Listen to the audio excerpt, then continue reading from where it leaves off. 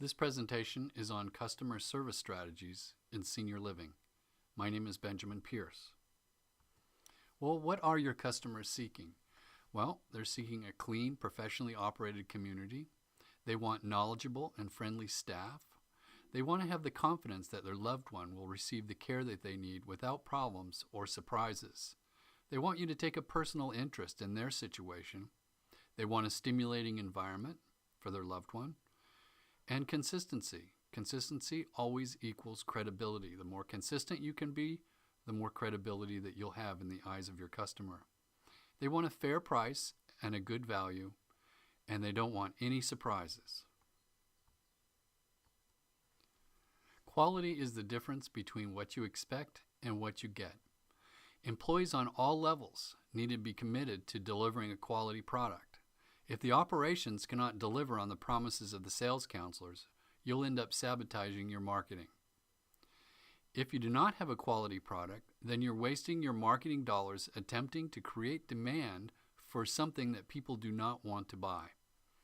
Management must therefore convince their employees that they're delivering a quality product. As I said before, quality is simply the difference between what people expect and what they get. If the employees are personally committed to exceeding the residents' expectation, then the community will perceive as a quality operation. This commitment to service does not necessarily come easily. It's a result of painstaking training, motivation, and employee recognition on a daily basis. Now, there are several moments of truth for prospects and moments of truth for residents. The moments of truth for prospects start with the initial contact, how the call is handled, how their contact is handled, and then when they come to the building for a tour, what's the building look like, what the parking lot looks like, how they're greeted at the front door, and then their tour. Their tour is going to be evaluated by them based on whether they think that you're capable of taking care of their mother. What kind of relationship you're willing to develop with them. They're going to evaluate your collateral material, the cleanliness and setup of your models. Do the models look like someplace that they would want to live? Can they picture their mother living in one of those apartments? What kind of effective follow-up is done? What the lease agreement looks like, and is it easy to read and understand? And then there's a moment of truth regarding the move-in, how the move-in is handled, how it's set up. Is the apartment ready for them? All these are moments of truth for the prospects.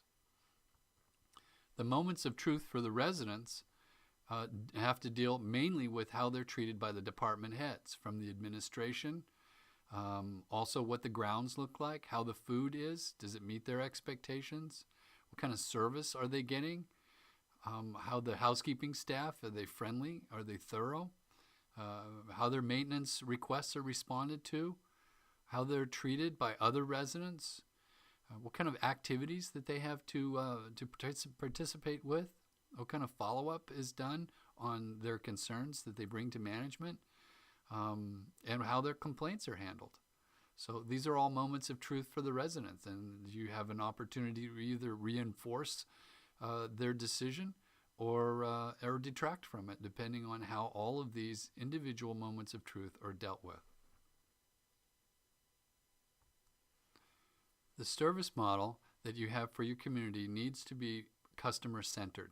So all your systems, your service strategy, your people, all need to feed into what the customer needs, what your resident needs, what your families need, and they shouldn't be forced to adopt your service strategy. You should be inclined to deliver something that's palatable to them. There's cycles of good service and cycles of bad service.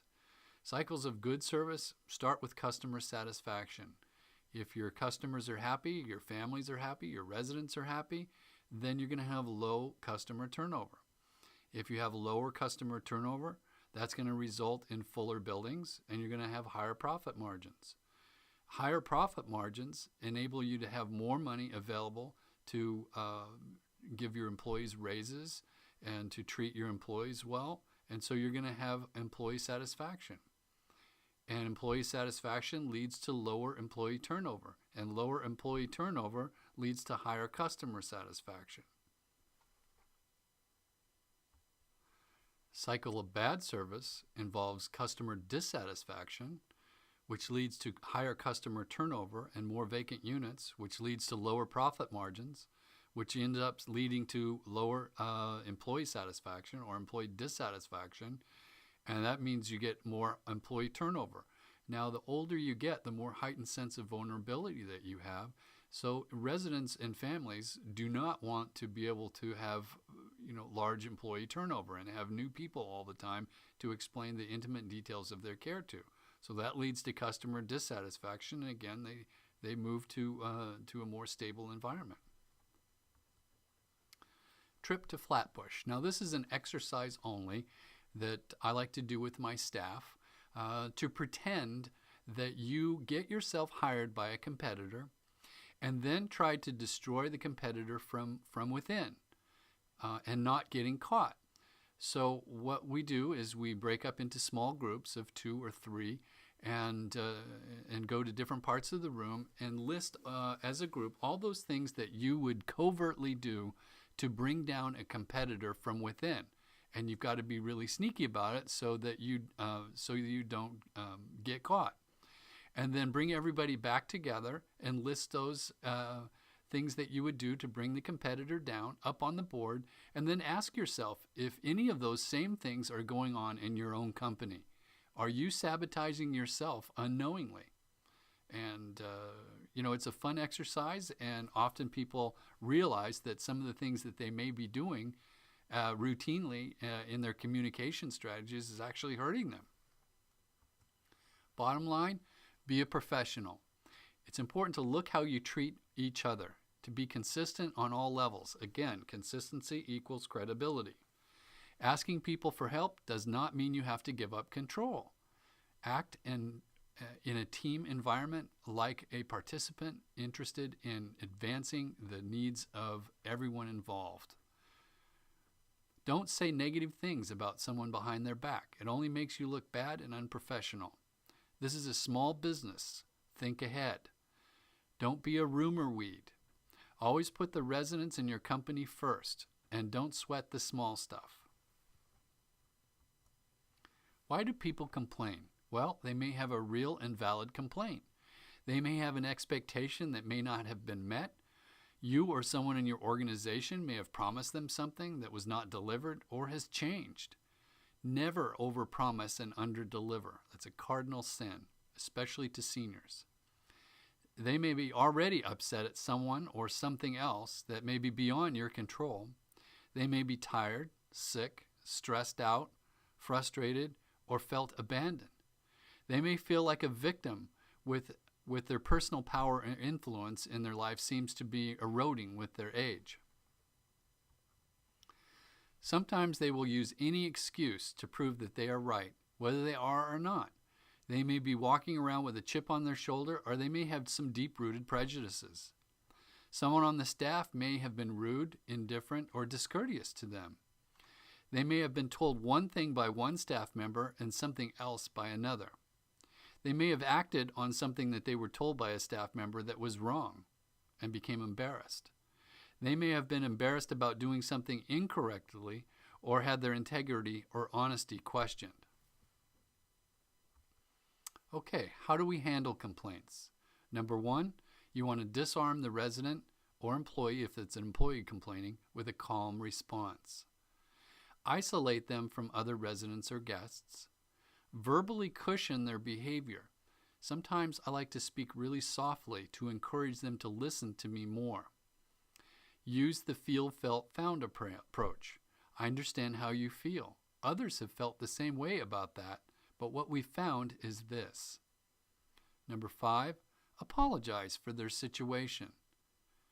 6, assure them that you want to help and that their concern is important. 7, probe to identify the specific problem and not just the symptoms. Try to pin them down on sweeping or generalized accusations. 8, paraphrase their concerns and clarify your understanding. When you paraphrase someone's concerns to clarify your understanding, it shows that you're listening to them. 9, Find something in the remarks which you both can agree on. Number 10, avoid defending and trying to make excuses. No one wants to hear about excuses. They just want a solution to their issue. 11, show them that you value their information and appreciate their courage in bringing it to your attention. Number 12, inquire as to how they would like you to respond or specifically resolve their concern. Most people that have a concern also have in the back of their mind potential solutions. 13, explain available options. Offer them choices. People like choices. 14, summarize actions to be taken, yours and theirs. They may be part of the solution as well.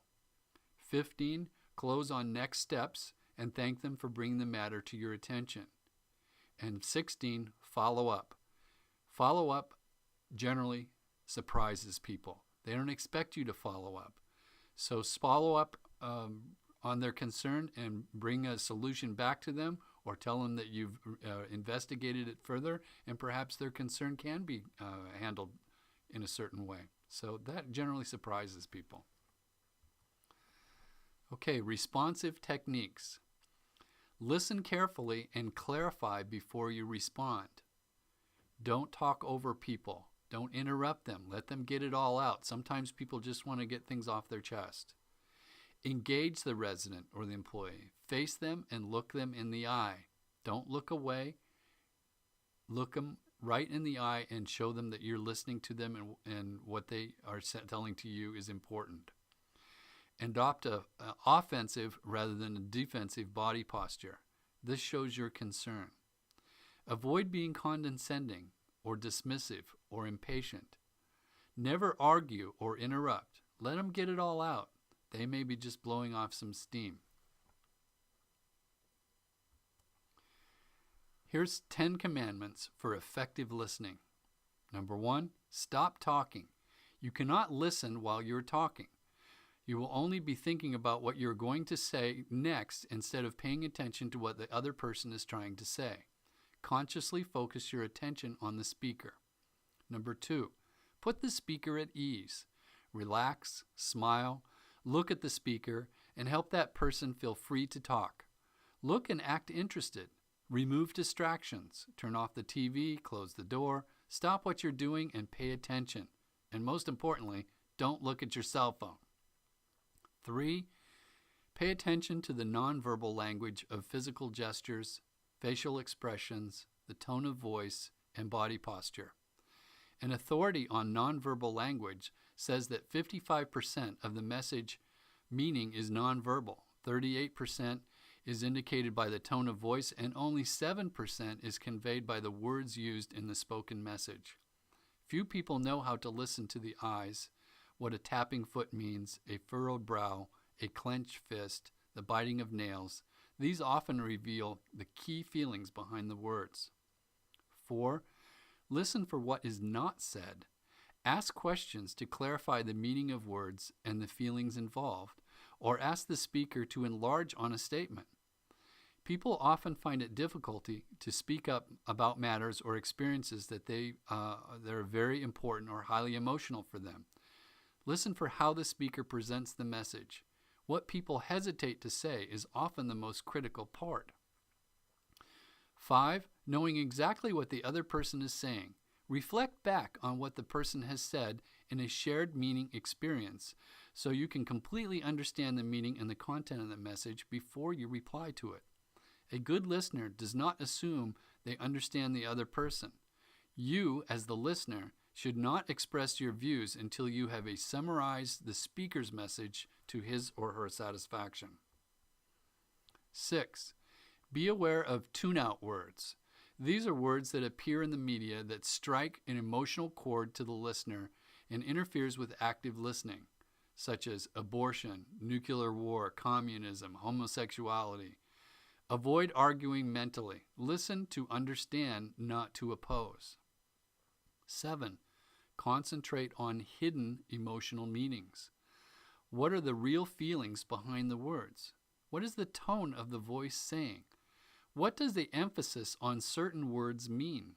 Notice how the meaning of the following question is changed when you change the emphasis from one word to the next. What do you want? What do you want?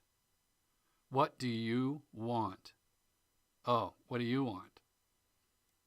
All of them have a different meaning and convey in the same words acceptance or rejection.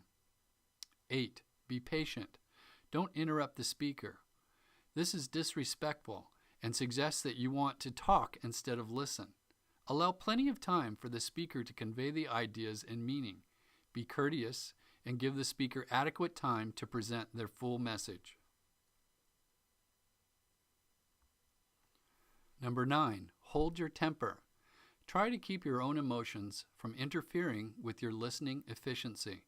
When emotions are high, there is a tendency to tune out the speaker, become defensive, or want to give advice. You don't have to agree to be a good listener. Don't argue, because even if you win, you lose. Empathize with the speaker. Try to walk in the other person's moccasins so you can feel what that person is feeling and understand the point of view that the speaker is trying to convey. So here's a way for you to remember how to use responsive techniques. Just think of the word learn. L stands for listen. E stands for empathize. A stands for apologize. R for respond. And N for notify. Here's some customer service do's and don'ts. Don't give advice. Don't try to fix it. I think you should explain it away. I would have called, but nobody wants to hear excuses. Don't correct them. Well, that's not how it happened. Don't console. Well, we did the best that we could. Don't try to tell a story. Well, that reminds me of the time that we did this. Don't shut down feelings. Cheer up. Don't be so mad. Don't blame. The trouble with them is, or if it wasn't for him, she would have. Don't one-up them. That's nothing. Listen to this. And maybe always means yes. Yes, we might be able to work that into the budget. Customer service do's. Learn to say no first. Buy yourself some time to research it. You might be able to surprise them later with a yes. I looked into your idea and I found that it is possible. That's a pleasant surprise. But if you say maybe, then that means yes to them and they're going to expect a positive outcome. Clarify feelings. So you're feeling like, or that sounds like blank.